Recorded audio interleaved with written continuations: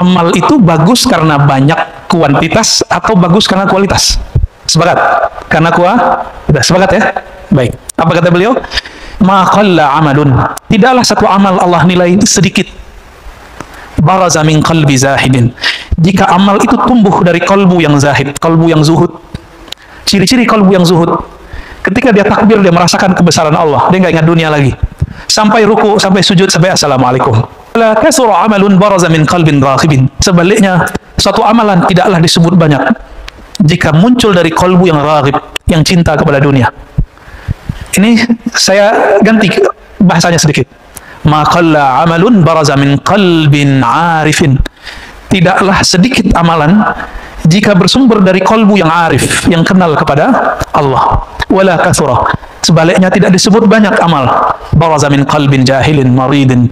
Jika bersumber dari kalbu yang jahil, tidak mengenal Allah, marid, yang sakit. Ciri-ciri kalbu yang sakit apa? Salat itu adalah alazu ghazair ruh. Salat itu adalah amalan paling lezat bagi ruh.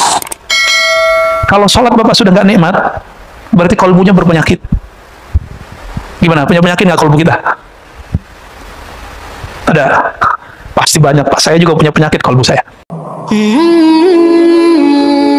Amma ba'd. Allahumma bika asbahna wa bika amsayna wa bika nahya wa bika namutu wa ilaika an-nusyur. Allahumma inna nas'aluka al-khaira kullahu mimma 'alimna wa mimma la na'lam. Wa na'udzu bika min asy-syarri kullihi mimma 'alimna wa mimma la na'lam innaka anta 'allamul ghuyub. Bapak, Ibu, Saudara yang makan Allah, ikhwan akhwat fillah, jamaah subuh as-saimin was-saimat. Kita masuk ke hikmah di kitab saya nomor 53 ya. Sebelumnya semoga Allah membuka hati dan pikiran kita. Mari kita baca surah Al-Fatihah. A'udzubillahi minasyaitonir rajim. Bismillahirrahmanirrahim. Ar-Rahmanir-Rahim. Shiratal ladzina an'amta 'alaihim ghairil maghdubi 'alaihim waladdallin.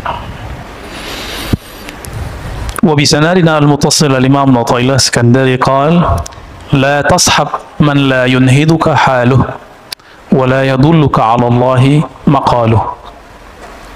Tema kita adalah tentang kepada siapakah kita berguru. Orang sering menyebutnya mursyid, murabbi, kiai ya, pembimbing rohani. Siapakah karakter pembimbing rohani yang ideal?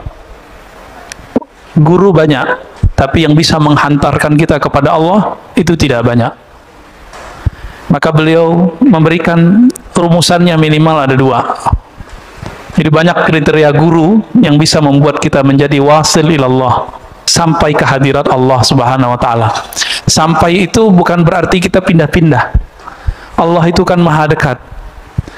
Guru yang begini bisa menghidupkan kalbu kita sehingga merasakan kedekatan dengan Allah Subhanahu wa taala. Siapakah orangnya? Imam Athaillah Iskandari qaddasallahu sirrahu yaqul la tashab. Janganlah engkau bersuhbah, berguru. Berguru yang betul-betul dijadikan sebagai panutan lahir dan batin kita. Man la yunhiduka haluh. Siapa yang hal itu kondisinya, baik zahir ataupun batinnya, perubahan-perubahan pada si guru ini, la yunhiduka, tidak membuat ruhanimu bangkit. Jadi ama guru yang begini, bersama beliau, membersamainya beberapa saat, membuat kita kemudian bangkit dari kemalasan kita beribadah kepada Allah Subhanahu wa taala. Itu yang pertama. Dan yang kedua, wala yadulluka 'ala Allahi maqaluh. Mursyid itu level syarat keduanya adalah makalnya, kalam-kalamnya, baik kalam lahirnya ataupun kalam batinnya, yadulluka 'ala Allah, menunjukkan kamu jalan kepada Allah. Maka yang tidak masuk kepada kedua kategori ini cukup dijadikan sebagai ya penceramah aja. Oh, itu ustadz pengajar di masjid saya, tapi bukan dijadikan sebagai panutan lahir batin. Jadi man huwal mursyid al-kamil? Siapakah mursyid yang ideal? Pertama, halnya dia membuat kita bangkit. Yang kedua, makalnya, kalamnya dia membuat kita teringat, terarah kepada Allah Subhanahu wa ta'ala. Sekarang orang mencari mursyid, mencari guru, tapi dihadapi dua hal ini. Yang pertama, orang yang baru hijrah. Apa yang didapat? Oh, yang penting ustadznya ngomong Quran Sunnah. Belum tentu semua orang yang mengutip Quran dan Sunnah kalamnya itu membangkitkan isi kolbu dan menunjukkan kepada Allah. Belum tentu. Siapa tahu dia bersembunyi dengan dalil-dalil itu dalam keegoannya. Bisa jadi. Dia bersembunyi dengan kalam-kalam mulia Al-Quran dan Sunnah untuk membenarkan pendapat pribadi dan kelompoknya. Orang ini belum masuk. Ada juga yang halnya itu dibuat-buat. Dibuat-buat nangis. Dibuat-buat kayak tawadu. Penampilannya juga nggak natural. Dibuat-buat seakan-akan dia seorang syekh. Jadi badut. Banyak sekarang mursyid-mursyid badut. Syekh-syekh yang bawa thariqat sufi kah, majelis zikir kah, majelis-majelis salawat, tapi kayak jadi badut. Apa maksudnya? Badut itu gimana, Pak? Itu asli muka dia nggak begitu? Enggak. Sama, dia memerankan aja. Nanti kalau dilepas, hilang. Maka jangan berguru karena penampilan seseorang. Bergurulah karena hal ruhaninya. Nah, hal ini pemberian dari Allah Subhanahu wa ta'ala. Jadi nggak bisa dibuat-buat, nggak bisa dibuat-buat nangis, nggak bisa dibuat-buat tersentuh, nggak bisa. Emang dari sononya sudah begitu.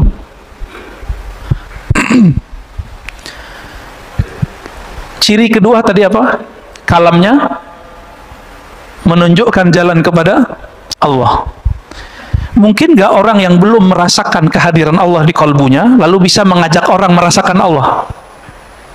Mungkinkah orang belum tahu jalan ke Jogja, terus ngajak kita ke Jogja? Sama-sama pakai GPS. Nanti di Cilacap tersesat semua, Pak. Ini banyak kejadian-kejadian begitu. Nggak tahu jalan kepada Allah, ngajak orang kepada Allah. Ayatnya sahih, pasti sahih. Wa man ahsanu qawlan mimman da'a ilallah. Siapakah yang lebih baik daripada orang yang mengajak kepada Allah? Kalau Allahnya dia nggak ngerti. Maka ada tipe sekarang yang kedua, orang-orang mencari, kalau tadi yang penting ada Quran sunnahnya, yang kedua, yang penting ada zikirnya. Tidak semua guru yang mengajarkan zikir itu mengajak kepada al-mazkur. Al-mazkur itu yang diingat. Siapa yang diingat? Allah. Ada yang ngajaknya biar sakti. Jadi hati-hati, Pak. Belajar ilmu kerohanian harus jelas sanatnya. Kalau nggak nanti diajak kita belajar ilmu kesaktian, ilmu kanuragan. Jadi nggak zikir jadinya. Nih baca ini biar kamu nggak tembus sama orang. Baca ini biar kamu nggak kelihatan sama orang. Baca ini biar jualannya laku. Baca ini supaya semuanya agar sampai kepada maksud diri, bukan kepada Allah Subhanahu wa ta'ala.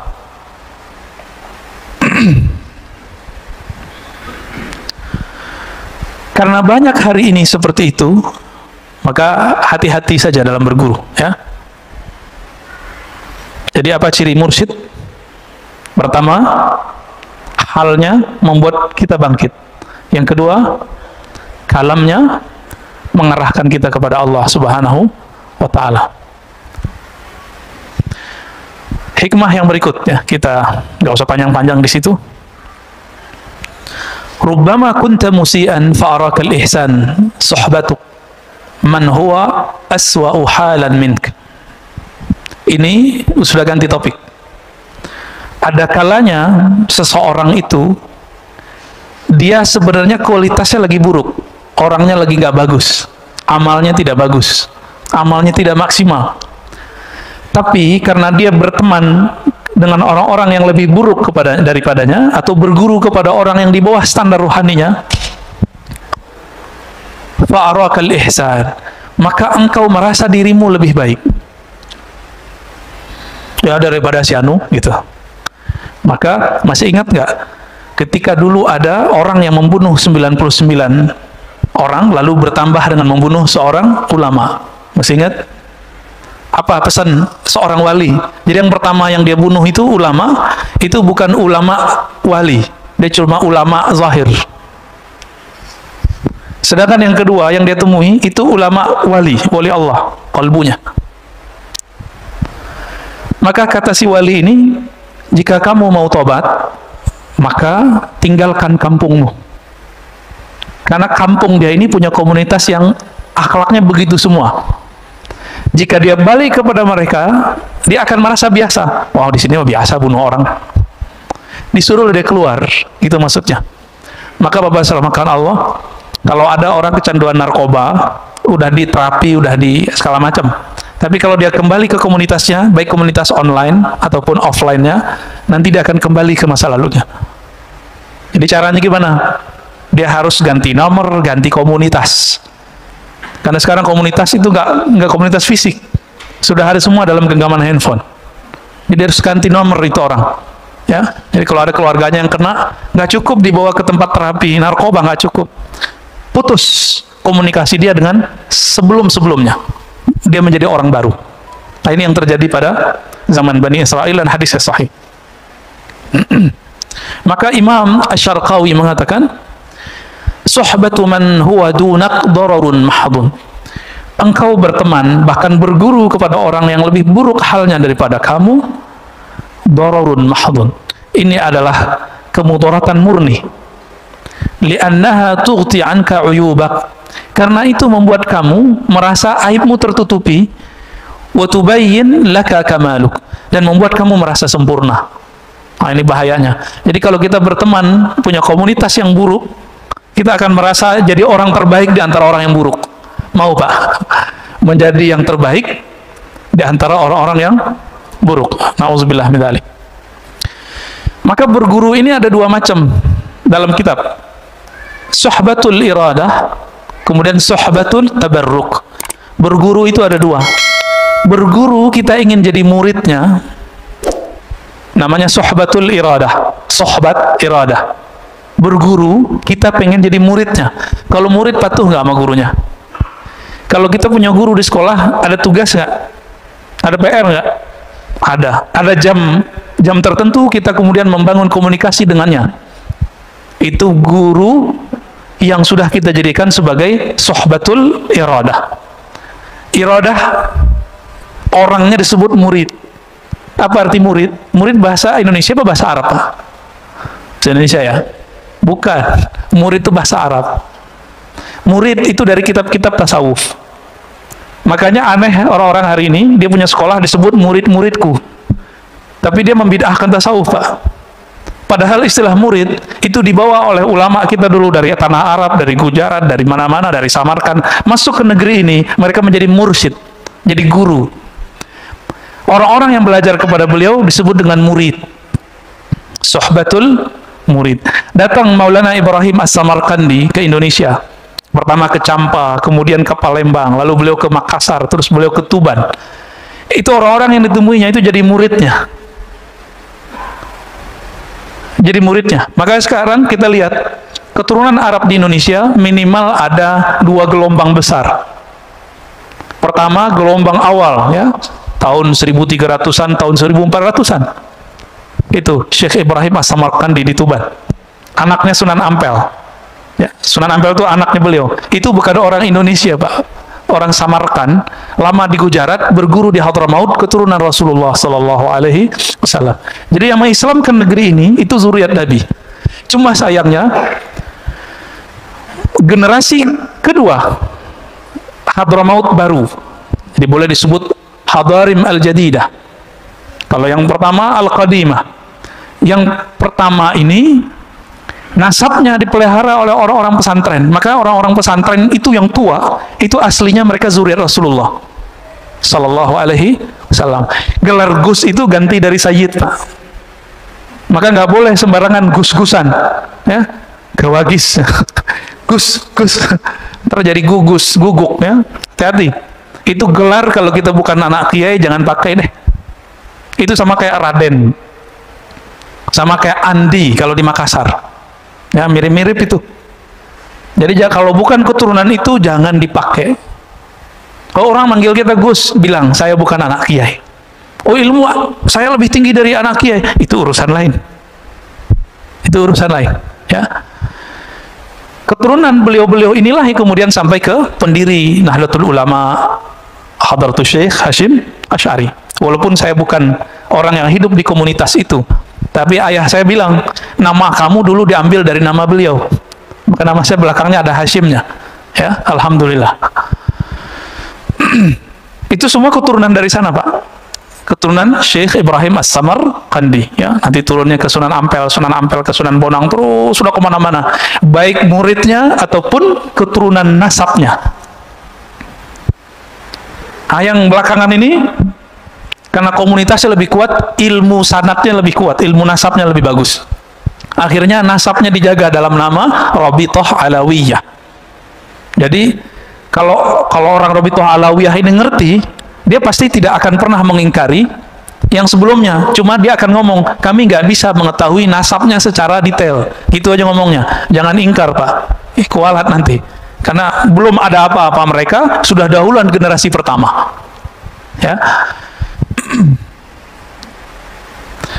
Jadi beliau-beliau itu semuanya adalah mursyid, guru spiritual, yang membimbing murid-muridnya usul kepada Allah, sampai kepada Allah Subhanahu wa Ta'ala. Syekh Ibrahim membimbing Sunan Ampel, Sunan Ampel membimbing Sunan Bonang, Sunan Bonang bimbing Sunan Kalijaga. Cuma kan kalau cerita-cerita yang ada kan, ceritanya agak aneh-aneh tentang Sunan Kalijaga ini, ya. Bercampur antara mitologi dengan fakta sejarahnya. Yang pasti mereka ada. Maka sungguh aneh kalau ada orang yang menolak keberadaan mereka. Ini nggak ngerti sejarah, udah nggak ngerti istilah, ingkar lagi, ya. Benarlah kata imam-imam kita terdahulu, apa kata mereka? Al-mar'u wa'aduun ala ma jahil. Orang akan memusuhi apa yang dia tidak tahu. Benar, Pak, ya? Maka semakin banyak orang mengerti, semakin sedikit ingkarnya. Jadi Bapak ini, di antara jamaah ini kalau banyak ingkarnya, berarti banyak jahilnya. Pengurus banyak ingkarnya, banyak jahilnya. Itu di mana-mana tuh begitu, ya. Main komentar aja, dikit-dikit komentar lagi, ya. Itu tanda kasratul jahil. Banyak jahilnya daripada banyak bijaknya. Orang bijak itu bicara kalau penting, nggak penting nggak usah bicara.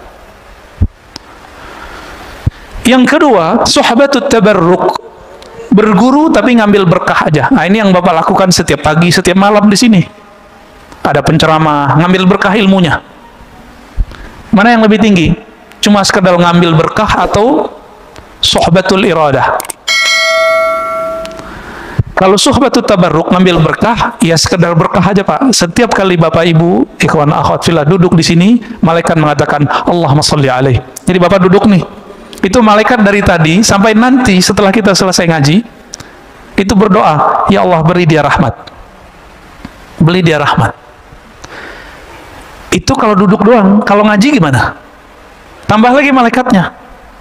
Dan malaikat khusus, ada malaikat khusus mencari orang yang talabul ilm. Itu sayapnya dibuka.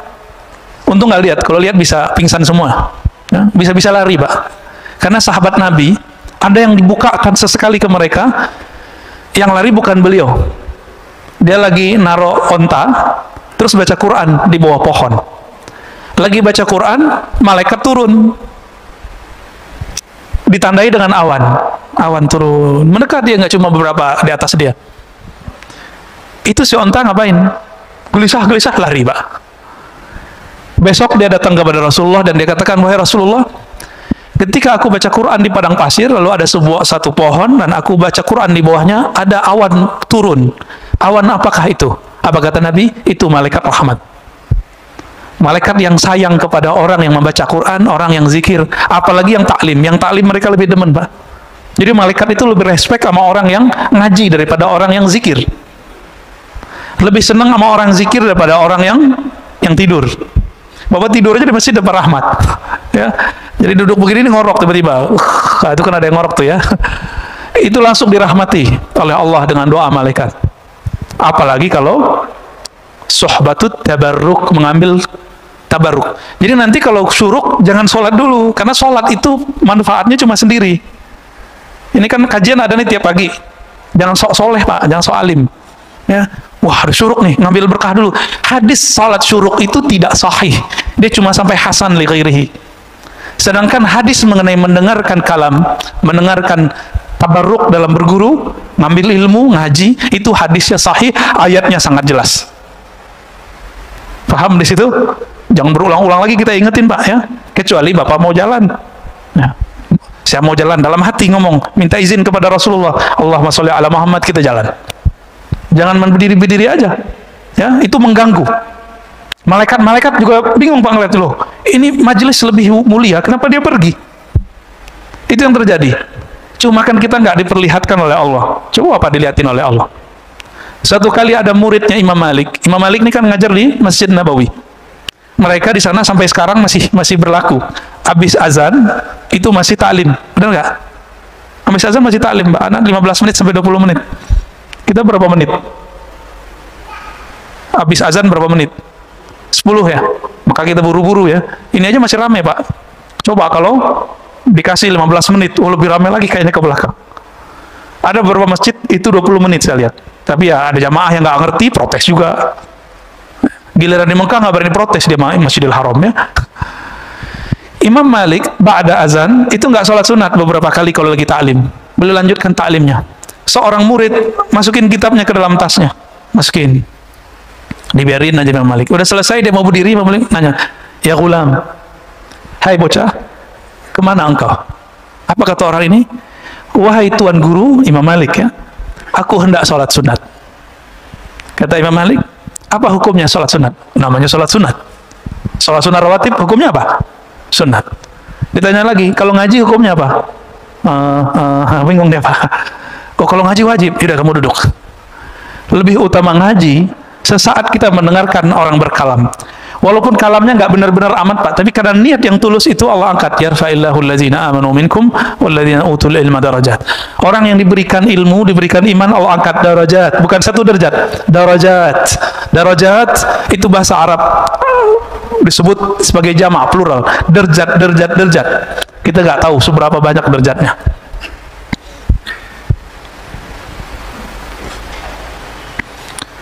Nah, kebanyakan kita baru berguru sebatas sohbatut tabarruk, berguru ngambil berkah, bener ya? Belum ketemu kan guru yang ngasih PR zikir, paling cuma beberapa orang. Belum ketemu guru yang bilang kamu latihan seharinya segini ya, namanya berguru. Oh nanti muncul orang-orang yang nggak mengerti bab ini terus bilang, lo nggak boleh zikir pakai hitung-hitungan. Lo orang ini lagi jadi murid, kalau lagi jadi murid suka-suka gurunya. Coba bapak anaknya sekolah nggak? Mana dalilnya? Suruh nulis 1 halaman. Ada nggak? Nggak ada kan? Sekarang dalilnya apa? Anak sekolah yang nonton YouTube. Tontonlah YouTube dengan link ini kan? Mana dalilnya?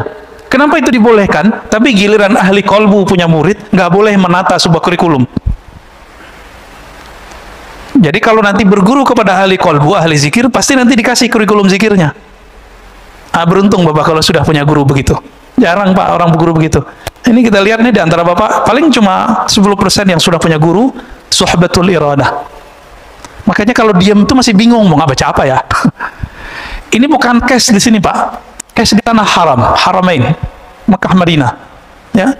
Bapak coba ingat-ingat waktu di Mekah Madinah, orang pada bengong aja ngeliatin orang lewat, benar nggak? Masuk yang di depan saya banyak yang bengong tuh kalau duduk.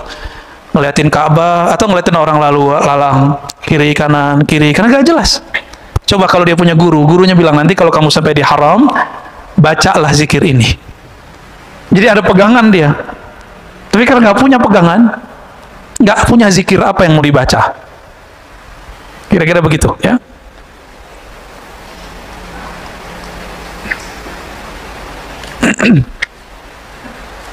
Kita masuk ke hikmah yang 50 berapa nih? 55 ya. Nggak tahu kalau beda kitab ya. Bismillahirrahmanirrahim. Ma qalla amalun baraza min qalbin zahidin wala kathura amalun baraza min qalbin raghibin. Nah, tadi berkaitan juga dengan apa yang saya katakan barusan. Amal itu bagus karena banyak kuantitas atau bagus karena kualitas? Sepakat? Karena sudah sepakat ya? Baik. Apa kata beliau? Ma qalla amalun. Tidaklah satu amal Allah nilai sedikit. Baraza min qalbi zahidin. Jika amal itu tumbuh dari kalbu yang zahid, kalbu yang zuhud. Ciri-ciri kalbu yang zuhud, ketika dia takbir dia merasakan kebesaran Allah, dia nggak ingat dunia lagi. Sampai ruku, sampai sujud, sampai assalamualaikum. Ini udah nggak khusyuk, orang lagi ngaji, sholat syuruk. Kira-kira gimana tuh Pak hasilnya? Ya? nggak jelas hasilnya. Kalau ada ustadznya agak tersinggungan, bisa marah-marah dia Pak, ngelihat ada orang lagi sholat syuruk. Kecuali ustadznya bisa husnuzon, ya nggak ada masalah. Wala kasura amalun baraza min qalbin raghibin. Sebaliknya, suatu amalan tidaklah disebut banyak jika muncul dari kalbu yang raghib, yang cinta kepada dunia. Ini saya ganti bahasanya sedikit. Ma qalla amalun baraza min qalbin arifin. Tidaklah sedikit amalan jika bersumber dari kalbu yang arif, yang kenal kepada Allah. Wala kathura. Sebaliknya tidak disebut banyak amal baraza min qalbin jahilin maridin, jika bersumber dari kalbu yang jahil, tidak mengenal Allah, marid, yang sakit. Ciri-ciri kalbu yang sakit apa? Salat itu adalah alazzu ghazair ruh. Salat itu adalah amalan paling lezat bagi ruh. Kalau salat Bapak sudah nggak nikmat, berarti kalbunya berpenyakit. Gimana? Punya penyakit nggak kalbu kita? Ada? Pasti banyak Pak. Saya juga punya penyakit kalbu saya. Karena kalbu kita berpenyakit, nggak bisa menikmati. Seperti orang lagi sakit demam, nggak bisa menikmati makanan. Ada orang demam Pak bisa menikmati makanan? Nggak ada, nggak bisa kok menikmati makanan. Apalagi kalau sariawannya di mulut, waduh sakitnya bukan main. Suka pedes, tapi bibirnya, lidahnya lagi sariawan. Dikasih menjerit nggak Pak? Nah, inilah yang terjadi pada orang-orang. Kenapa ada orang-orang yang tertentu dikasih zikrullah, malah dia menjerit, malah dia lari, malah dia muntahkan. Ya. Bahkan beberapa ngejek, makanan apa nih? Nah, itu kalau makanan. Kalau zikir gimana? Zikir apaan nih beginian? Gitu. Itu kalbunya berpenyakit itu. Penyakit ini ada yang disebabkan karena ilmu yang salah ditelan. Dia dapat ilmu, ilmunya itu bukan ilmu. Ilmunya itu meracuni otaknya. Maksudnya pemahamannya salah. Dikira orang zikir begitu, itu dianggap sesat. Rusaknya di dalam. Ya. Itulah sebabnya ada sebuah hadis dalam Ibnu Majah, satu bab ilmu lebih afdal daripada 100 rakaat ahli ibadah. Satu bab ilmu. Ini kita udah 3 bab nih pada tadi. Ya, udah 3 bab dari tadi. Udah 300 rakaat. Gampang kan? Kalau masuk ke hati insya Allah. Tapi yang penting berkahnya sudah dapat semua. Ya, alhamdulillah. Bahkan Imam Syafi'i meriwayatkan lain lagi. Al-Raqa'ah, satu bab ilmu lebih utama daripada 1000 rakaat. Itu levelnya Imam Syafi'i. Ya. Maksud beliau, orang yang mengenal Allah sesaat dia beribadah kepada Allah lebih afdal daripada abid orang yang ahli ibadah 1000 rakaat. Begitulah wali-wali Allah, Pak. Wali-wali ini ada tingkatan-tingkatannya. Semakin tinggi tingkatannya, satu nafasnya lebih afdal daripada 1000 rakaat kita. Kalau mereka sudah sampai ke level tinggi. Nabi itu diamnya sudah zikir. Seandainya Nabi itu nggak sholat, itu boleh Pak seharusnya. Itu logikanya Aisyah. Apa kata Aisyah? Wahai Rasulullah, ngapain engkau sholat mulu? Kan engkau sudah diampuni. Apa logika Aisyah? Engkau nggak perlu sholat, wahai Rasulullah. Kira-kira begitu. Sholat sunat loh ya, bukan sholat wajib. Sholat wajib kan langsung dari Allah, wajib. Apa kata Nabi? Enggak.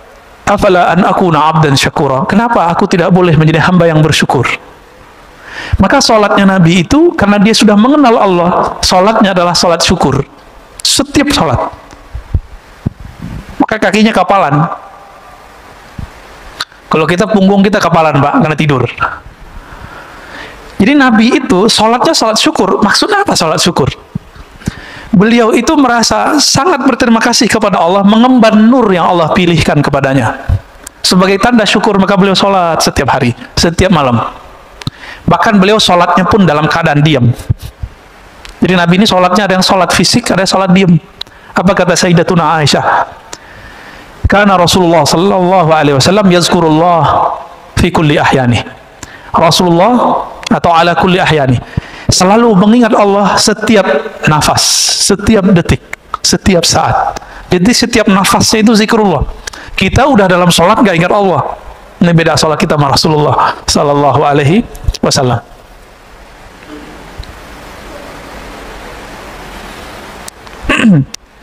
Dikatakan di sini Ibnu Mas'ud berkata, "Raq'atan min zahidin 'alimin khairun min ibadatil muta'abbidin al-mujtahidin ila akhir ad-dahr abadan sarmada." Ini lebih parah lagi, Pak. 2 rakaat orang yang zahid, yang tidak cinta dunia. Yang bahkan akhirat pun dia nggak minat, dia minatnya yang punya dunia dan akhirat. Alimin yang alim, mengenal Allah, lebih utama daripada sholatnya ahli ibadah sepanjang umurnya, sepanjang hidupnya. Ila akhir dahar, sampai kiamat nanti. 2 rakaat doang. Kok bisa begitu? Kalau ahli ibadah dia sholat, dia ibadah karena ingin sesuatu yang dia dapat. Sedangkan orang yang mengenal Allah ini, dia menyembah Allah karena Allah pantas disembah. Bapak puji saya 1000 kali, tapi karena pengen dapat sesuatu dari saya. Tapi ada di antara bapak ini berteman dengan saya cuma sebentar, tapi bertemannya benar-benar ingin jadi teman. Saya milih yang kedua apa yang pertama, Pak? Kalau bapak dikasih pilihan nih, pertama apa yang kedua? Muji kita, Masya Allah. Tapi dia pengen sesuatu dari kita. Ya, pujian matre. Hamba-hamba yang muta'abbidin ini, ahli ibadah ini, dia pengen sesuatu. Inilah yang terjadi pada orang-orang yang puasa karena pengen sesuatu, zikir karena pengen sesuatu. Keinginan itu ada yang sifatnya materi, sholat, zikir karena pengen rezeki lancar, pengen sehat. Ada yang naik dikit, pengen tenang. Ustadz, saya pengen tenang. Ya kalau zikir ya pasti tenang. Cuma kalau dia putus zikir, ketenangannya hilang lagi. Emang kalau nggak tenang mau ganti Tuhan? Ya. Kalau nggak tenang mau ganti Tuhannya? Maka Allah itulah ilaha illallah. Dialah yang berhak disembah dalam keadaan tenang, damai, atau dalam keadaan kelusuk-kelusuk, sama aja. Nah ini yang disebut alim, orang yang mengenal Allah. Kalau lagi seneng, ingat Allah. Lagi susah, saya udah sholat kok masih susah aja gitu. Ada yang kebalikan, kalau lagi susah ingat Allah, lagi seneng, ya, itu kebanyakan yang nomor 2.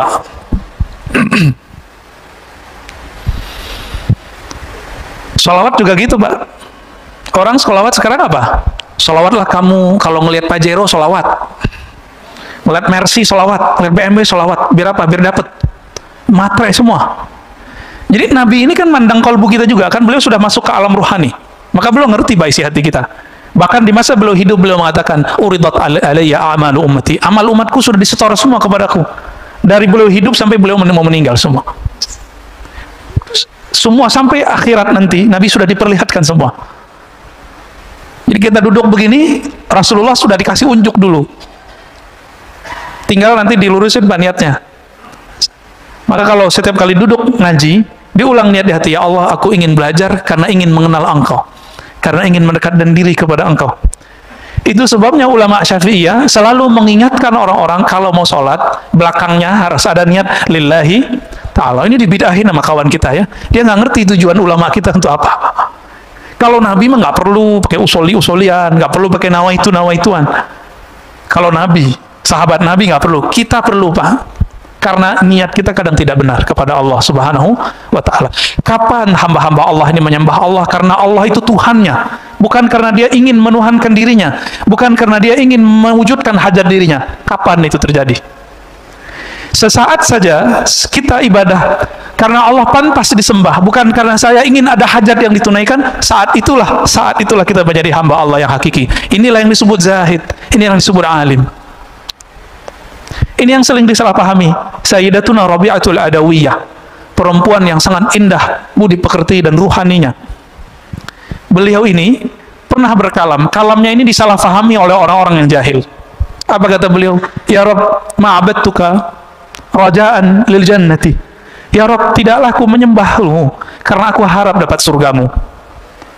Tidaklah aku menyembahmu ya khaufan min narik, karena takut neraka engkau. Ini dianggap oleh mereka, si Rabi'ah ini sesat. Kenapa? Masa ibadah bukan karena surga?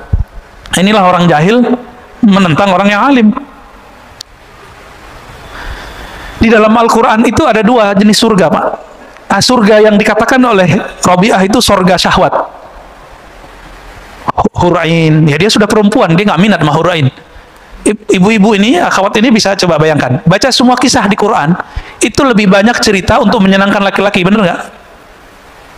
Ini jujur aja nih Bu. Jujur. Perempuan disebutkan sebagai objek syahwat di dalam Al-Quran, bener nggak? Kenapa? Karena Nabi yang diturunkan laki-laki, yang mendengarkan waktu itu kebanyakan laki-laki. Maka tidak jarang perempuan bertanya, loh itu hurain, bidadari, kita punya bidadara nggak? Begitu kalau perempuan yang kritis. Pasti ada pertanyaan begitu. Pernah terbersit nggak ini ibu-ibu ini? Nggak ya? Nggak baca terjemahannya berarti ya. Tapi semoga sebagian memikirkan itu. Gimana cara memahaminya? Maka Rabi'atul Adawiyah, karena dia sudah paham, di Quran semuanya begitu. Maka beliau mengatakan, ya Rabb, aku beribadah ke surga, aku ibadah kepada engkau bukan karena surgamu, tapi karena engkau yang mempunyai surga. Surga ini ada dua, ada surga syahwat, ada surga ru'yat, surga memandang. Yang dimau oleh Rabi'ah adalah memandang Allah Subhanahu wa Ta'ala. Makanya Rabi'ah ketika dilamar oleh seorang laki-laki, itu nggak mau nikah, Pak. Karena dikasih pertanyaan sama dia. Jadi maharnya dia adalah pertanyaannya bisa dijawab nggak? Berat kalau ketemu Rabi'ah. Saya mungkin nggak lolos, Pak. Saya ketemu Rabi'ah mungkin mental 7 kali lipat kali ya. Pertanyaan dia satu aja. Ada yang tahu pertanyaannya apa? Nih, satu riwayat ya. Jika aku menikah denganmu, kamu bisa jamin nggak nanti aku bisa bertemu Allah? Kira-kira itu, Pak. Mana ada suami bisa begitu, Bu? Nggak ada. Benar nggak nih para suami yang jomblo-jomblo? Udah ketemu Allah belum? Belum ya? Disitulah beratnya. Maka apa saudara makan Allah? Rabi'ah ini dia surganya bukan lagi surga syahwat. Surganya surga ru'yat. Apa arti ru'yat? Memandang Allah. Itu yang dia mau. Apa gunanya masuk surga, kata Rabi'ah, tapi nggak ketemu yang punya surga. Bapak saya fasilitasi di satu tempat. Tempat itu villa punya saya. Tapi saya nggak mau ketemu, Pak. Datang lagi, saya nggak mau ketemu. Udah makan aja, tidur aja, saya nggak mau ketemu. Awal-awal senang, lama-lama pengen ketemu nggak? Penasaran nggak? Penasaran. Itulah yang terjadi kepada ahli surga. Maka nanti pencarian ma'rifatullah, mau mengenal Allah, tidak berakhir dengan kematian. Nanti berlanjut nanti di surga. Maka di surga apa kata Nabi? Ada sekelompok orang, laisu minal anbiya wala minas syuhada. Mereka bukan para nabi, bukan juga para syuhada. Tapi yaghbituhumul anbiya wa syuhada. Tapi para nabi, para syuhada itu ghibtah kepada mereka. Iri kepada mereka. Iri yang positif. Heran, loh kok mereka dapat posisi ini? Bukan berarti posisinya lebih tinggi dari para nabi, tidak. Lalu kemudian Allah ditanya, ya Rabb itu siapa ya Rabb? Yang tanya pastinya para nabi. Apa jawaban Allah Ta'ala? Mereka itu adalah orang yang saling menyayangi biruhillah, karena ruhullah.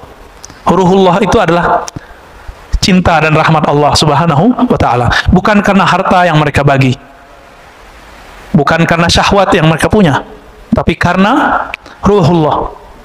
Siapa yang cintanya karena Allah itu, nah inilah yang mereka nanti Allah bawa dengan kecepatan cahaya. Ala nurin, ya, min Rabbih. Jadi nanti kalau kita beruntung, Pak, nama kita soalnya sudah ada di neraka, sudah ada di surga. Nih, nama Bapak ini ada di neraka, Fulan bin Fulan, ahlun nar. Di surga juga ada. Tinggal kita lagi bayar kredit surga atau bayar kredit neraka, atau mau dibayarin cash nggak? Mau dibayarin cash, ada pacarannya. Nah, apa kata Nabi? Man qala la ilaha illallah dakhalal jannah. Siapa yang mengatakan la ilaha illallah, di hadis Imam Bukhari dikatakan min qalbihi aw nafsi, dari dalam dirinya. Betul-betul lisannya sama dengan di dalam kolbunya. Lisannya baca la ilaha illallah, kolbunya mengatakan aku tidak menyembah kecuali hanya kepada Allah, aku tidak bergantung kecuali hanya kepada Allah. Gak bergantung ke vaksin, Pak. Kita vaksin aja, tapi jangan bergantung kepada vaksin, ya. Yang bikin vaksin juga lagi tengkar, Pak. Ya benar gak? Ya semua kalau udah dipolitisasi, Masya Allah, ya begitu jadinya. Negara di mana-mana, bukan di Indonesia aja. Di mana-mana ini sekarang lagi politisasi. Karena ini bisnis yang luar biasa. Ini bikin kita terganggu kadang-kadang ibadah kita. Bapak saudara makan Allah, kita lanjut ke hikmah yang 55. Ini agak maraton nih, biar banyak dapat hikmahnya. Kenapa ada orang amalnya bagus? Dan bagusnya itu tertata rapi gitu. Enggak ujuk-ujuk bagus, tiba-tiba enggak. Ternyata beliau sudah menyebutkan itu terjemahan dari apa yang di dalam rohaninya. Kata beliau radhiyallahu ta'ala anhu, husnul a'mali nataiju husnul ahwal. Wa husnul ahwal min at-tahaqquq fi maqamatil inzal.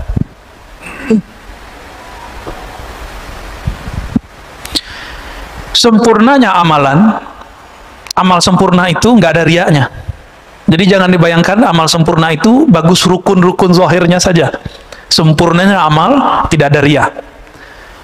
Sempurnanya amal bukan karena kita ibadah karena pengen sesuatu. Ya. Nata'iju husnul ahwal. Bagusnya amalan stabil. Di rumah dia sholat, di masjid dia sholat. Di rumah sholatnya lama, di masjid juga lama. Ada kebalikannya. Kalau di masjid sholatnya lama, kalau di rumah sholatnya buru-buru. Nah, berarti akhwalnya bermasalah nih. Kalau lagi ada komunitas dia bisa khusyuk, tapi kalau nggak ada komunitas dia nggak bisa khusyuk. Kebanyakan kita yang begini. Apa kata beliau? Kebagusan amalmu, kestabilan amalmu itu karena nata'iju husnul ahwal, karena buah dari bagusnya ahwal rohanimu. Apa ahwal rohani? Tidak ada riya, tidak ada ujub, tidak ada sombong. Udah 3 aja.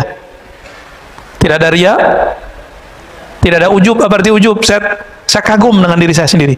Kalau riya itu saya kagum dengan amal saya. Beda nggak? Itu beda ujub sama riya. Berada kakak ya? Kalau riya, saya takjub dengan amal saya. Kalau ujub, takjub dengan diri. Sumber takjub itu kibr, sombong. Sikap dia disebut dengan takjub. Kalau dia tunjukkan kepada orang namanya takabur. Takabur itu sifatnya iblis. Maka orang yang bertakabur, dia sudah jadi setan walaupun pakai serban. Ciri-ciri orang sombong gimana? Iblis itu rasis, Pak. Dia bicara asal-usul. Khalaqtani min nar wa khalaqtahu min tin. Ya Rabb, saya ini asal-usul saya lebih mulia dari Adam. Saya dari api, Adam dari tanah. Maka siapa saja dari antara yang hadir ini merasa sukunya lebih baik dari suku yang lain, itu iblis di dalam dirinya. Maka dia jadi setan. Siapa yang merasa amalnya lebih utama dari yang lain? Iblis itu dulu diizinkan ibadah per langit. Naik langit 1, langit 2, langit 3, sampai kemudian diizinkan Allah memimpin ibadah di langit ke-7. Di langit ke-7 kan ada Ka'bah, Pak. Ka'bah putih namanya. Ya, Al-Baitul Ma'mur disebut di Quran. Yang di bawah kan Baitullah. Di atas namanya Al-Baitul Ma'mur. Sebenarnya di beberapa riwayat langit ke-4 itu juga ada Baitul Arwah. Cuma riwayatnya tidak terlalu sharih ya. Yang paling sahih di Bukhari Muslim, di bumi kalau ada di langit ke-7. Nabi Ibrahim lagi di sono, Pak.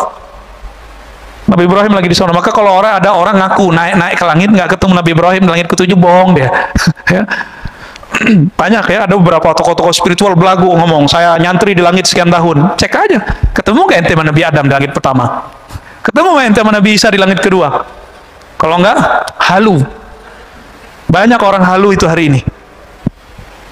Serban bukan jaminan orang punya tingkatan tinggi. Kan nggak ada hadis sahih mengenai keutamaan serban orang yang tinggi. Tapi kalau habaib emang disunnahkan pakai serban, Pak, supaya tidak salah lihat, terutama kalau dia guru. Begitu dalam fatwa ulama-ulama Hadramaut. Jadi jangan suuzon juga kalau ada habaib pakai serban, ya. Itu dia lagi jaga nasabnya itu. Perintah dari guru-gurunya di Hadramaut, ya. Amal yang sempurna, amal yang ideal muncul karena ruhani yang bening. Ya. Rohani yang bening itu minat tahaqquq fi maqamil inzal. Ya.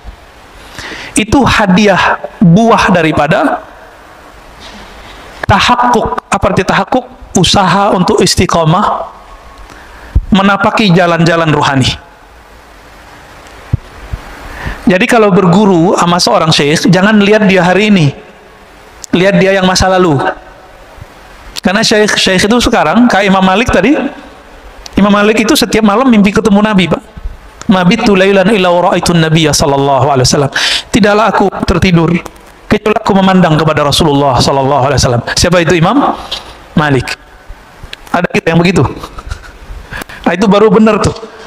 Itu layak dijadiin guru. Bisa berkoneksi dengan Sayyidina Nabi sallallahu alaihi wasallam. Nah, inilah rahasia. Mursyid itu ruhaninya nyambung dengan Nabi. Ini jadi mursyid, mimpi ketemu Nabi aja belum. Jadi wakil talqin, mimpi ketemu Nabi aja belum, apalagi ketemu secara ruhani. Banyaklah fakta-fakta begitu hari ini. Tapi mau gimana lagi, ini zaman sudah begini. Zaman sudah begini. Pinter-pinter saja berguru, ya. Kolbu kalau sudah dilatih, apa makom pertama latihan kolbu? Latihan tobat. Itu awalnya. Jadi orang ini, dia sudah bertahun-tahun dia tobat. Itu sebabnya para masyayikh kita dulu punya amalan namanya sholat sunnah tobat. Dibid'ahkan lagi sama kawan kita, ya. Nggak paham juga dia. Atau minimal kalamnya kalam tobat. Nah, tobat ini kan dibagi lagi, Pak. Ada tobat orang awam dari dosa yang zahir. Kalau tobat anak-anak salah minum, ya. Kalau lagi puasa begini anak-anak gimana? Terganggu gitu sama makanan. Terganggu gitu kalau ada anak-anak kecil yang lain di bawah dia yang berbuka. Nih saya mau tanya nih, Pak. Kalau ada di sini orang buka restoran, buka, Bapak terganggu nggak? Terus perlu ditutup nggak? Serius loh ya. Ada warteg buka siang nih. Nih saya nggak ngomong hukum syariat dulu, hukum rohani. Bapak terganggu nggak? Loh Ustadz, kita harus tegakkan hukum. Loh, di antara ibu-ibu ini di rumah kalau Bapak punya istri, ada yang lagi haid nggak? Nggak masak, butuh makan, nyari kemana? Nyari ke warteg kayak gimana kayak itu. Jadi kita tuh nggak usah sibuk mikirin orang, kayaknya agama kita paling bener, mau amar ma'ruf nahi mungkar, tapi kebelinger di situ. Emang Bapak Ibu ini masih terganggu kalau ada orang masak depan kita? Ini kan lucu. Ya, sweeping, ketemu di warteg orang makan, lagi makan tempe.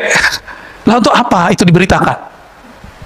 Ini politisasi aja, Pak. Ya, saya nggak suka berita-berita begitu. Ini saya mau nanya lagi, Bapak terganggu nggak kalau saya makan minum di sini? Nah, bener itu dah. Terus untuk apa itu dibuka? Apa ditutup, di sweeping? Nggak perlu, biarin aja mereka pakai adab, ya. Jadi kalau mau bukaannya jam sekian, bilang gitu, ya. Buka jam 12 kayak gitu. Tutup depannya. Nggak perlu pakai sweeping, Pak, kalau orang udah puasa.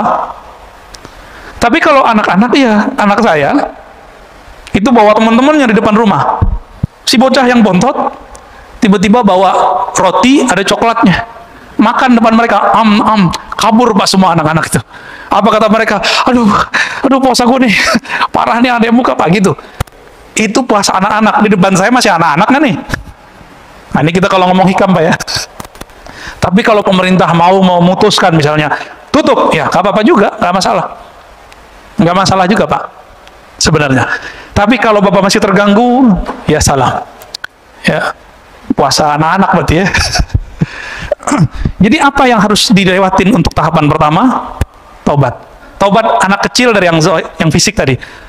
Tobatnya orang awam dari hal-hal yang zahir, dosa mata, dosa telinga. Maka kalau orang awam sudah nggak dosa mata, nggak dosa telinga, nganggapnya sudah suci. Jadi mereka bingung, kok habis assalamualaikum masih ada istighfar. Padahal dia lupa, di dalam sholatnya dia tidak ingat kepada Allah Subhanahu wa Ta'ala. Ini perlu diistighfarkan nggak nih sholat yang begitu? Inilah rahasia. Rabi'atul Adawiyah mengatakan, astaghfirullah fi istighfari, atubullah fi taubati. Aku minta ampun kepada Allah karena istighfarku tidak benar. Aku bertobat kepada Allah karena sholatku tidak khusyuk. Ada nggak yang pernah begitu, Pak? Supaya sholat kita pas naik ke atas kan mau dilempar lagi. Nggak khusyuk, lempar. Tapi karena kita tutup, astagfirullah, ya Allah, sholatku tidak khusyuk. Diberi syafaat, naik juga Pak ke atas. Allah kan maha pengasih, maha penyayang. Kita berusaha khusyuk, belum khusyuk ya nggak apa-apa. Yang penting kita ngaku tidak khusyuk. Mau nggak ngaku nggak khusyuk? Itulah tobat level 2. Taubat ruhani. Taubat apa? Taubat ruhani. Batinnya merasa kurang bener nih. Nah, ini aja Pak dibenerin, level 2 ini coba dipakai. Nanti bagus tuh amalannya. Nanti Bapak gampang nangis kalau zikir. Sholat aja gampang mewek Pak. Ini kalau nggak pakai kitab, saya udah nangis dari tadi nih. Ya, kenapa saya ngajar pakai kitab? Bukan karena gagah-gagahan pakai kitab, bukan. Ini cara saya untuk menahan diri. Karena kalau mau nangis setelah kitab hilang nangisnya Pak. Alhamdulillah ya. Guru saya ada beberapa, itu kalau sudah bahas bab begini, nggak ada kitab ataupun ada kitab nangis terus. Untungnya saya kalau nggak kitab langsung berubah. Ya Alhamdulillah. Karena akalnya balik lagi. Kalau nggak cuma rasa yang muncul. Kalau rasa lebih dominan dari akal pikiran kita bisa nangis setiap saat. Sujud nangis, ruku nangis, takbir nangis. Terus orang-orang bilang, ini kenapa ini nangis? Ada Syekh Shinqiti, guru dari Syekh Salih Al-Maghamisi di Madinah. Ngajar ba'da maghrib sampai isya, karena ada majelis biasanya di Masjidil Haram, di Masjid Nabawi. Habis Assalamualaikum itu langsung nangis. Mau ngomong lagi, baca ayat lagi, nangis lagi. Jadi ceramahnya dari awal maghrib sampai menjelang isya itu nangis Pak. Mau ngomong lagi, nangis lagi. Mau ngomong lagi, nangis lagi. Dan nangislah semua orang yang di depan. Begitu mereka kalau ahwal rohaninya datang. Kenapa ahwal rohani yang bening itu tumbuh? Karena mereka tahakkuk fi maqamatil inzal. Mereka mau istiqomah, rajin menapaki jalan rohani. Yang pertamanya apa tadi? Taubat. Taubat mereka tidak lagi fisik, tapi sudah masuk taubat rohani, taubat kolbu. Babak satu maksiat zahir, satu hitam di sini. Tapi kalau ada maksiat batin, itu hitamnya lebih kenceng, lebih kayak aspal lengket. Disebut dalam bahasa Arabnya nuqtah sauda, noda hitam yang lengket. Itu hitam. Inilah yang menghalangi kita untuk tidak bisa memandang alam malakut, alam jabarut. Alam rasa, bisa merasakan dekatnya kita kepada Allah Subhanahu wa Ta'ala. Ini yang dikatakan oleh Imam Ahmad. Laula anna syayatin yahumuna ala qulubi bani Adam. Seandainya setan tidak mengerebut memenuhi kolbu manusia, ya, menutupi kolbu manusia, tentulah mereka tentulah mereka akan melihat malakutas samawat. Mereka akan mampu melihat alam malaikat. Jadi sahabat-sahabat tertentu Allah izinkan Pak bisa ngelihat malaikat. Ibnu Abbas ngelihat Jibril 2 kali. Malaikat siapa yang dilihat? Itu artinya nanti ada posisi kewalian pada orang ini. Ternyata Jibril tugasnya apa? Bawa wahyu. Maka tugas Ibnu Abbas nanti adalah menjelaskan makna wahyu. Disebut ahli tafsir. Tidak ada ilmu tafsir hari ini kecuali lewat Sayyidina Ibnu Abbas. Ada orang lihat Mikail, nanti tugasnya lain lagi tuh Pak. Tugas kerohaniannya. Ada yang suka ngelihat malaikat maut. Nah, nanti tugasnya nalkinin orang mati, melepas orang mati. Itu beda-beda tuh tugasnya. Allahumma shalli.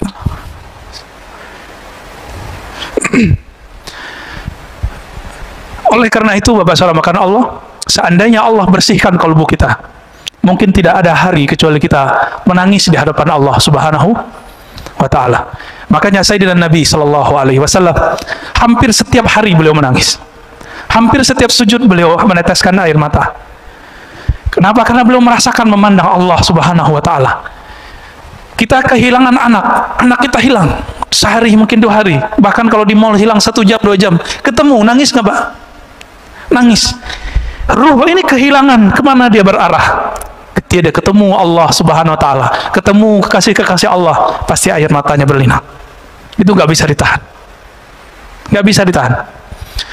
Semoga Allah mengistiqomahkan kita menapaki jalan rohani, jalan istiqomah, jalan taubah. Amin ya rabbal alamin. Wassallallahu ala Muhammad. Ada mau diskusi Pak?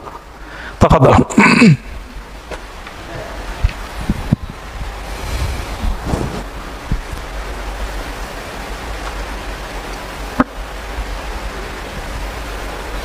Dan bagi yang ingin bertanya mengajukan tangan. Udah kenyang katanya. Cukup kali ya? Ada? Ya, fadal.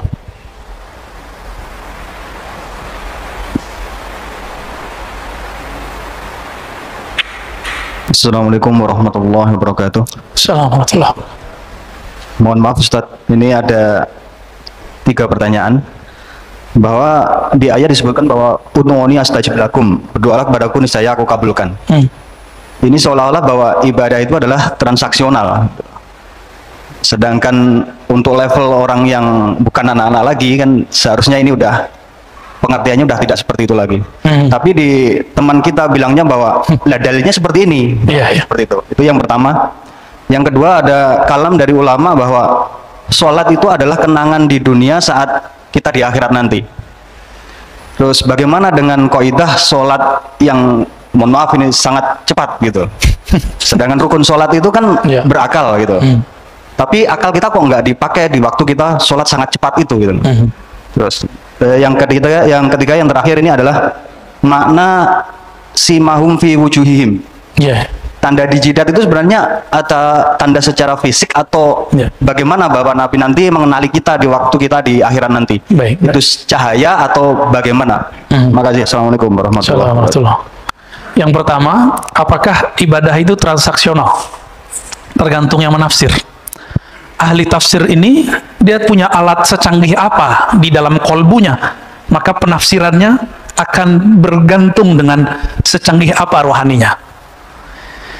Kalau kolbunya kualitas karyawan, kamu kerja, kamu digaji. Bahasa Arabnya maqamul ummal, makom para pekerja. Kamu lembur, dapat tambahan. Ini makomnya siapa? Ummal. Jika si ustadznya menafsirkan kolbu dia baru makom seperti itu, maka dia akan bilang apa? Doa itu, ibadah itu transaksional. Doalah kepadaku, pasti aku jawab. Itu terjemahannya. Tapi jika kolbunya bukan kolbu ummal, kolbul arif, kolbu yang kenal kepada Allah, ayat itu bukan transaksi, Pak. Itu bahasa cinta. Hanya Allah lah kalau kita jatuh cinta kepadanya, cinta kita dibalas. Kalau mas-mas ini jatuh cinta sama akhwat, itu belum tentu dijawab sama dia. Akhwat jatuh cinta sama ikhwan, belum tentu juga balik. Makanya ada orang tepuk sebelah kaki ya, tepuk sebelah tangan, betul itu ada. Hanya Allah yang tidak. Udu'uni, wahai kekasihku, panggillah aku akan memenuhi panggilanmu. Jadi lebih asik nggak? Rinduilah aku lebih dulu merinduimu. Fazkuruni azkurkum, sebut aku sebut kamu. Lebih dulu Allah nyebut kita atau kita nyebut Allah, Pak? Kalau ahli zahir bilang kita dulu yang nyebut Allah, kan ayatnya fazkuruni, sebut aku. Azkurkum, aku akan sebut kamu. Bukan. Lebih dulu Allah apa kita? Allah. Maka Allah lah yang awal memanggil kita ke dalam kolbu kita, baru kolbu kita memanggilnya. Zahirnya engkau memanggil Allah, batinnya Allah memanggilmu. Makanya di situ tidak ada fa, tidak ada kata hubung, tidak ada li, karena langsung fazkuruni azkurukum, langsung sebut aku sebut engkau. Dalam sebutanmu kepadaku, aku menyebutmu. Dalam sebutanmu kepadaku, aku memanggilmu. Jadi kapan Allah memanggil kita, Pak? Kalau kita memanggil Allah. Kapan? Saat kapan Allah ingat kita? Di saat kita ingat Allah. Duluan dia. Allah kan qadim. Apa arti qadim? Huwal awwal wal akhir. Dialah yang maha awal, tidak ada yang lebih awal darinya. Dialah yang maha akhir, tiada sesuatu kesudahan setelahnya. Jadi Bapak ini rahasia kita sebut. Kalau lagi zikir, Allah lagi manggil sebenarnya. Kita kalau lagi nyebut nama Allah, ya Rahman, la ilaha illallah, subhan, itu Allah lagi sebut-sebut nama kita itu. Seneng nggak disebut kita sama Allah? Nama Bapak disebut oleh Allah di langit, seneng nggak? Tapi kalau nyebutnya keputus-putus, hari ini nyebut, besok enggak, ya Allah begitu juga. Bisa dibedain ya. Jadi tergantung dia punya alat apa di kolbunya. Sebatas itulah kemampuan dia mengambil makna ayat. Jadi ayat itu diterjemahkan bukan berdasarkan harfiahnya, tapi berdasarkan kedalaman kolbu orang yang punya kolbu. Ya. Yang kedua, kalau sholat itu adalah kenangan kita dengan Allah, terus kenapa ada orang yang sholatnya buru-buru gitu ya? Sholat orang yang buru-buru ini ada persoalan fikih, bukan persoalan rohani, Pak. Itu kan kiai-kiai fikih aja itu. Secara fikih, boleh nggak baca Quran cepet-cepet, yang penting makhorijnya nyampe, matnya nyampe, boleh nggak? Satu napas. Ada, Pak. Tanya ahli qiraat. Jadi antara riwayat hadis, di hadis itu Nabi, ketika selesai satu ayat, Nabi berhenti. Alhamdulillahi Rabbil Alamin Ar-Rahmanir Rahim. Begitu. Di satu riwayat ini ahad, diriwayatkan oleh sekelompok kecil ahli hadis. Tapi ahli qiraat punya kaidah sendiri. Ahli qiraat, ahli bacaan, mereka meriwayatkan secara mutawatir bahwa ada namanya bacaan satu napas. Guru kita di sini Said Agil Munawwar. Dulu di Mekah tanya sama beliau, Pak. Beliau kalau mimpin imam itu sholatnya satu napas, tapi kayak orang bernapas. Kayak imam kita Ustadz Oh tadi, tapi satu napas tuh bacanya. Bismillahirrahmanirrahim. Ya, atau disambung alhamdulillahirabbil alamin arrahmanirrahim terus sampai waladhdallin, amin, satu napas. Ada yang sanggup nggak? Tanpa mengurangi matnya, tanpa mengurangi makhrajul hurufnya. Tanya Pak sama beliau. Gurunya waktu di Madinah Said Muhammad Alawi Al-Maliki itu senang dengan bacaan beliau. Ya. Masyaikh-masyaikh di sana senang. Jadi kita cari habaib kemana, Said kemana lah, di sini ada Said. Ya. Ada ulama, gurunya para guru, dokter-dokter se-Indonesia pasti berguru sama beliau. Saya waktu doktoral kan ngambil ilmu dari beliau juga. 2013 saya kuliah dengan beliau, Pak. Jadi waktu dulu buat reuni, apa kata beliau, murid saya semua ini. Saya ingat nggak dulu ada pertemuan pada sini dulu ya? Ya. Cuma karena corona mungkin nggak bisa lagi dibuat ya. Beliau ngomong begitu ya sih, kita ketawa juga. Bahkan Habib Umar yang baru wafat, itu murid beliau juga. Habib Umar ya namanya? Ya, Habib Umar Ibrahim, ya Allah yarham. Itu murid beliau juga, Pak. Kan kayak sekelas Habib Umar, itu murid beliau apalagi saya. Gitu. Tanya sama beliau tuh. Lalu bagaimana dengan yang sholat cepat-cepat itu? Yang memasukkan tumakninah ke dalam rukun sholat, itu kan di mazhab Syafi'i juga tidak semua. Ya, di rukun 13 ada nggak tumakninah? Nggak ada, Pak. Tumakninah adanya di kitab lain. Kifayatul Akhyar, itu ada tumakninah. Ya, karena dia tidak memasukkan tumakninah, maka bagi mereka jadi udah 7 menit beres, 23 rakaat lagi, Pak. Ya, kita nggak usah mempersalahkan 23 rakaat dengan konteks itu kan beritanya yang gede. Kan banyak di dunia ini, di masjid-masjid kita 23 rakaat tapi bacaannya standar, ada kan? Bapak kan nggak tahu, di Mekah itu kan banyak masjid. Itu banyak masjid-masjid kecil, itu pakai Alhaakumut Takatsur, Pak, 20 rakaat sampai Qul A'udzu Birabbin Nas. Alhaakumut Takatsur, setelah itu Qul Huwallahu Ahad. Persis sama kayak di pesantren-pesantren, di surau-surau lama, di masjid-masjid jadul. Masih ada nggak di Jakarta sekitar yang begitu? 23 rakaat dimulai dengan Alhaakumut Takatsur. Ya alhamdulillah. Kita kan tahunya yang sekarang di Masjidil Haram doang, piknik sesekali. Ya, kalau nanti masih ada umur, nanti dibuka umroh lagi bulan Ramadan, sesekali sholat di masjid sekitaran Mekah. Cari, Pak, ada ketemu ntar. Ya, tahunya yang Masjidil Haram doang ya. Taib. Yang terakhir apa tadi saya lupa? Oke, bagus. Simahum fi wujuhihim min athari sujud. Akhir dari surah Al-Fat. Dalam tafsir Imam Tabari, tafsir Imam Salafus Saleh, beliau mujtahid mutlak tapi tidak keluar dari mazhabnya dan masih bermazhab Syafi'i. Apa kata beliau? Simahum fi wujuhim itu adalah al-khusyu'. Pancaran bekas kekhusyuan di wajah. Gitu. Ini secara rohani. Secara fisik bagaimana? Ya mungkin sebagian ada yang jidatnya hitam, ya nggak apa-apa. Tapi kata sima itu menunjukkan karakternya tidak hanya sampai di fisik, tapi tembus sampai ke batin. Maka bapak-bapak yang jidatnya hitam ini tanggung jawabnya berat, Pak. Harus menyelaraskan zahir jidat yang hitam dengan batinnya yang sujud. Karena jidatnya kelihatan kayak orang sujud, batinnya harus sujud juga.